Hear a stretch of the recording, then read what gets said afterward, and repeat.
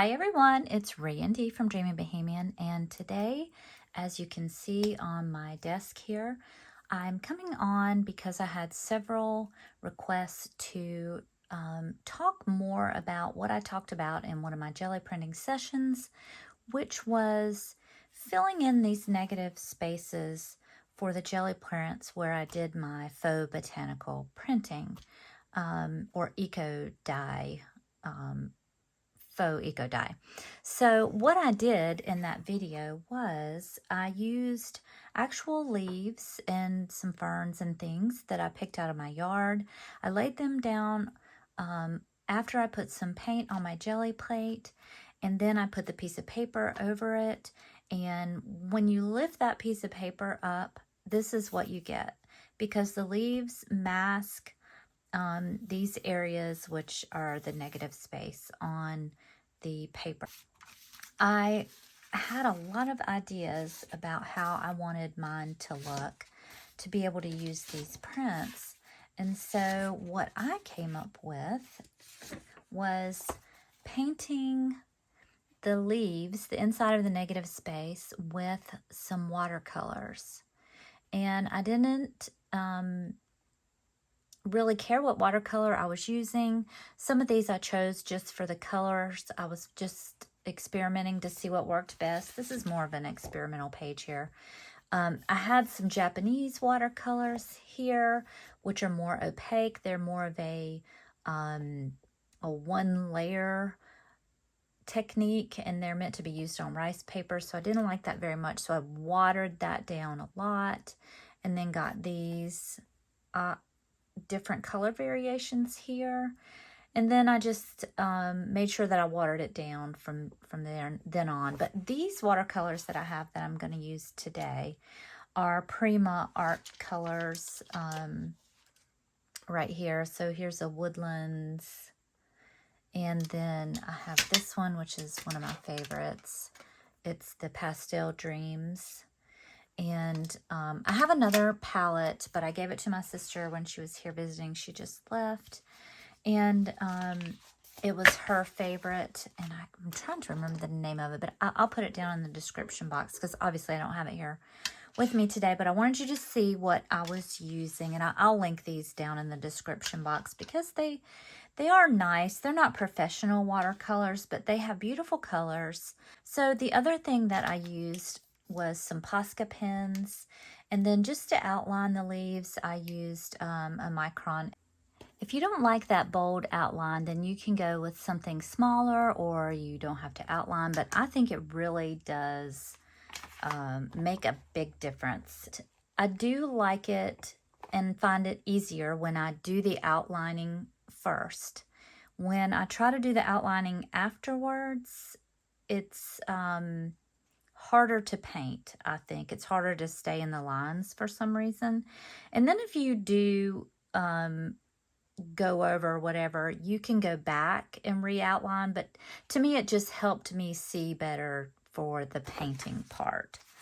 So let me find which one that I wanted to work on today.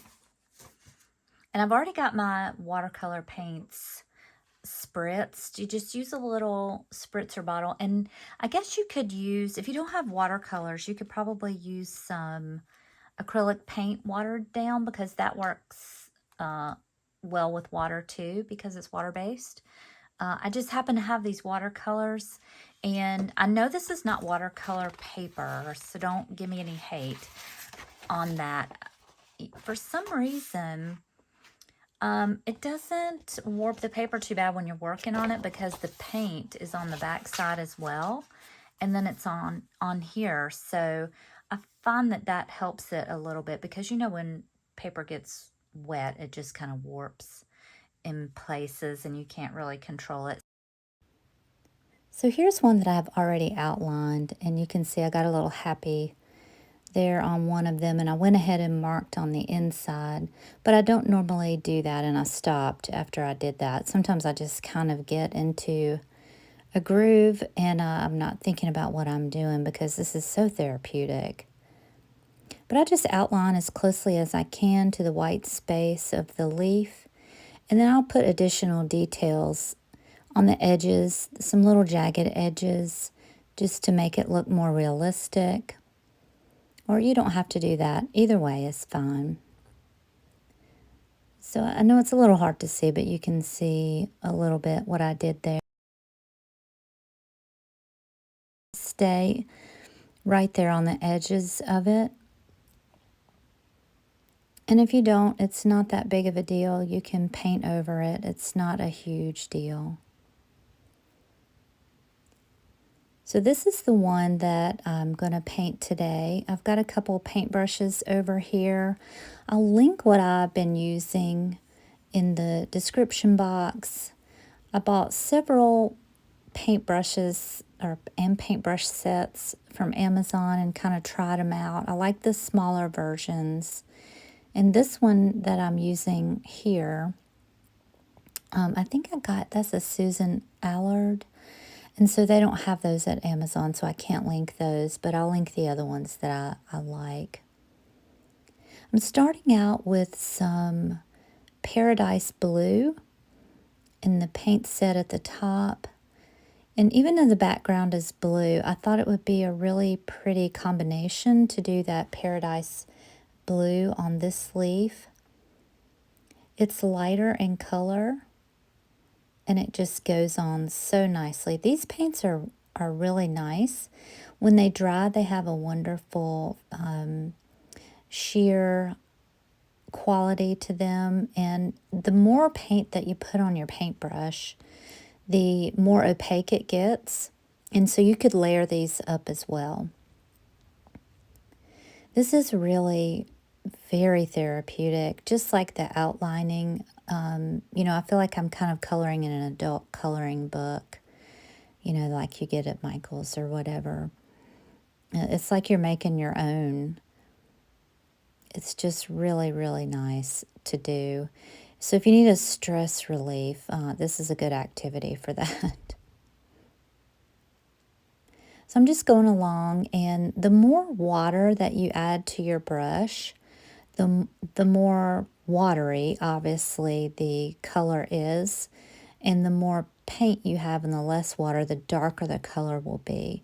You can also blend colors, and so I'm going to go and pick up some blue, and then I realize I have a little much on my paintbrush.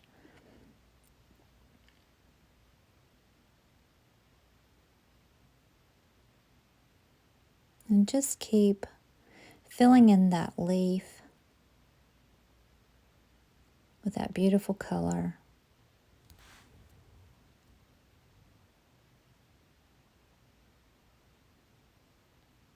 These leaves are a little fiddly to paint.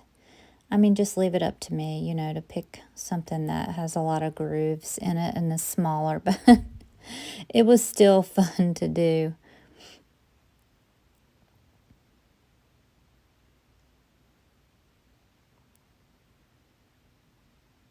See, once you kind of get the hang of it and you know how your brush works, then it comes a little bit easier.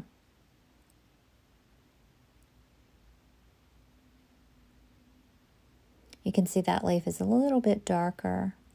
And so I'm just going to use the same paint on my paintbrush. And you can see this a little bit lighter. I'm going to try some green and see what that looks like in here. And try to blend those two out.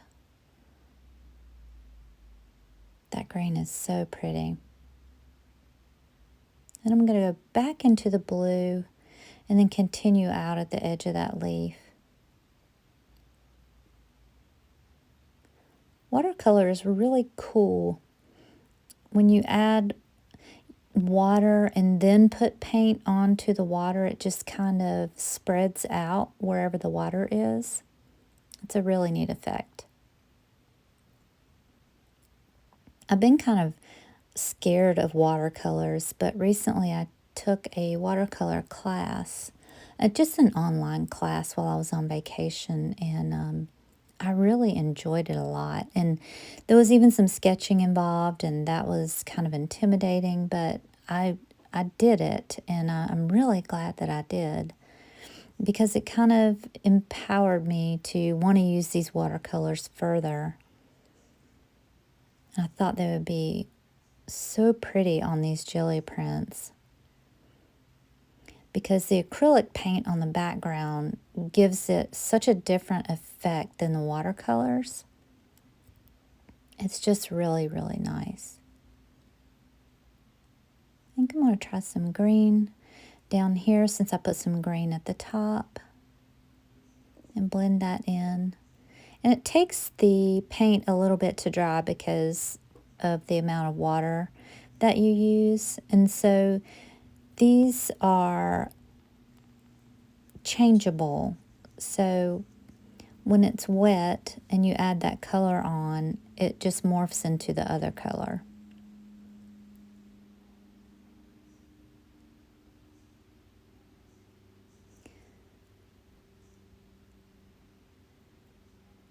Sometimes I get a little bit of paint outside of the leaf area, and then I just take a very small dry paintbrush, and then I scrape it just like that along the area where I got the paint, where it wasn't supposed to be, and then I just put the paint on the paper towel to get it off, and then if I need to go back in again, I can. So this is very forgiving.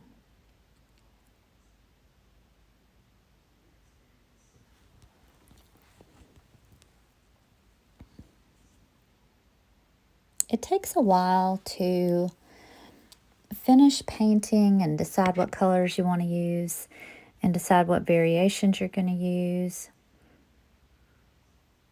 And sometimes I like to go back, when I see that it needs something somewhere else. You can do that when it's dry as well. Once it dries, you can really see what it looks like. Absolutely love this color here. And you can see you can mix the watercolors and get different effects. So that first leaf is kind of reddish pink, and then the next one is kind of reddish orange. And then there I'm using more water, and so it's lighter and has more of a pink value.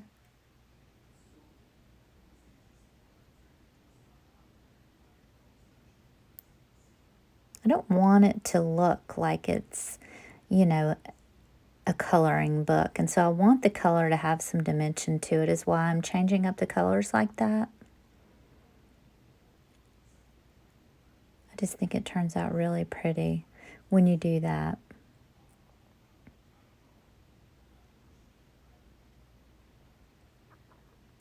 So you can see with watercolors that you can see the outline of the inside veins of the leaves that I already made.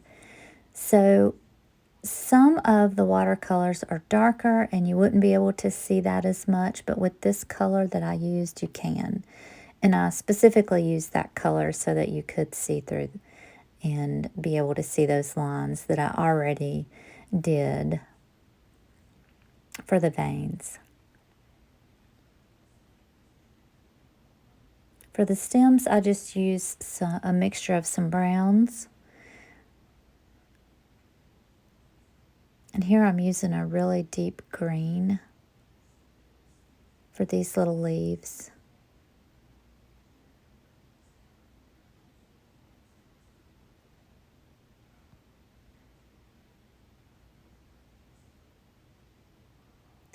These leaves had a little bit of flowers on them, and so those little sections that I'm leaving white, I'll go back and do another color. I actually think that was a flower, right? And I just covered that up. But I can fix that too.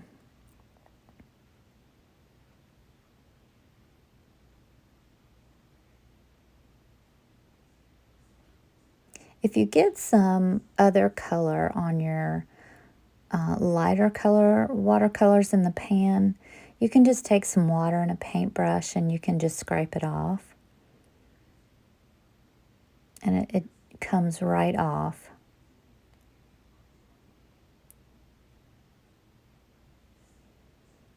And watercolors, it doesn't look like you get a lot, but those little pans of watercolor last forever. There is so much paint in there.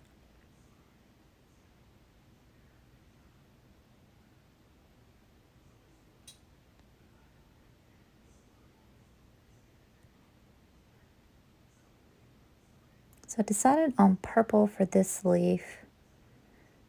I wanted all the leaves to be a different color because I think that is so fun. And I'm kind of adding some blue just to give it a little bit of variation.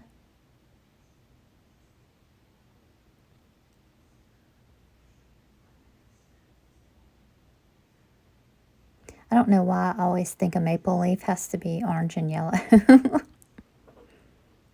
It's just, they're so pretty in the fall. It just makes me want to do that color all the time. So I'm really mixing some darker colors here together. And I think that looks gorgeous.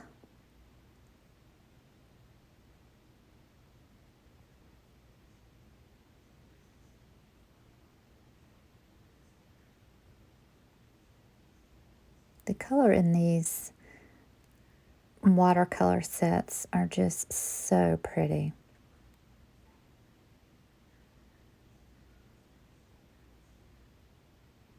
I ordered myself another one of the vintage pastels, which is the one I gave to my sister because they were a lot lighter in color. And these two pans that I have here, the two sets, they're a lot darker. So I felt like I needed that lighter color set as well. You can really get down the rabbit hole with some watercolors. It's got a little bit of addiction because you think you need all the colors.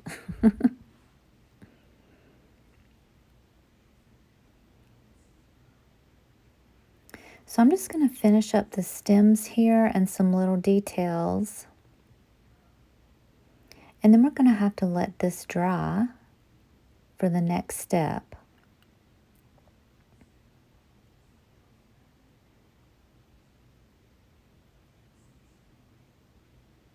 I see some little white areas, and then there's a little spot on the edge of the paper that didn't pick up paint. And so I'm just mixing some colors here to kind of blend with the color that's already on the background, because I didn't want that to be white. And then I'm going through and doing a little dotting where there's some little white areas because that'll stand out a lot. So look how beautiful this looks. Did that turn out wonderful? It's such a good feeling that you painted it yourself. So like I said, we're going to let this dry and then we'll be back in time to do the next step.